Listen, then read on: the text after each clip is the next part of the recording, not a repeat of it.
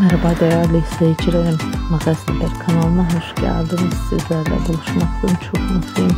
Bugün de sizlere güzel görüntüler, aşk dolu paylaşımlar sunacağım.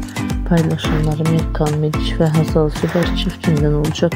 Birbirine yakışan çifte konularını güzel görüntülerini izlerken kanalıma abone olup like atmayı unutmayın. Benden bu kadar. Hoşça kalın arkadaşlar.